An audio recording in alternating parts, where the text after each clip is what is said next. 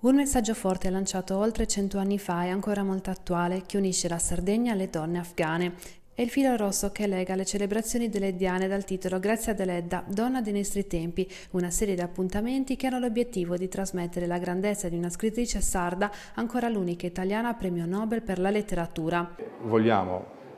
mettere il focus sul messaggio molto forte dell'esperienza personale di Grazia Deledda come donna di fine 800 e di inizio Novecento, che non ha accettato di stare al posto in cui la società, la famiglia e tutti i resti volevano collocarla, ma ha scelto per sé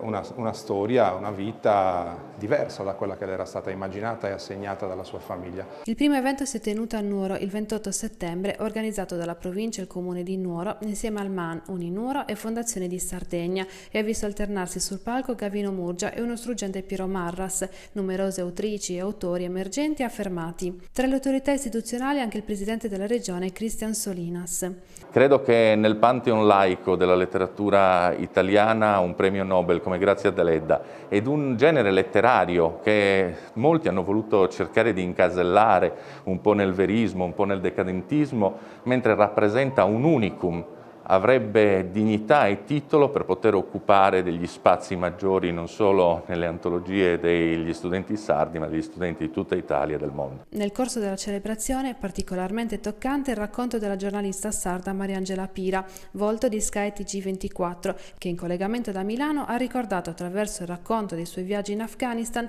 la crudeltà di una cultura che nega qualsiasi forma di libertà e dignità alle donne. Noi in Italia perdiamo tempo a parlare di tantissime cose stupide proprio, quando invece i veri problemi sono altrove. Una popolazione che stiamo abbandonando,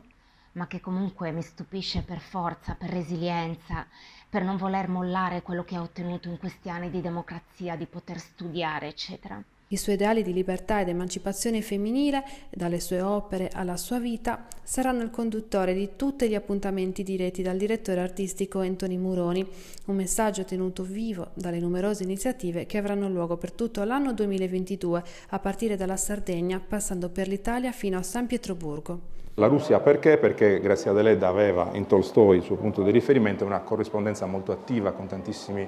autori russi del suo tempo, e invece sia in Russia che naturalmente a Dubai possiamo portare un messaggio molto importante per le donne.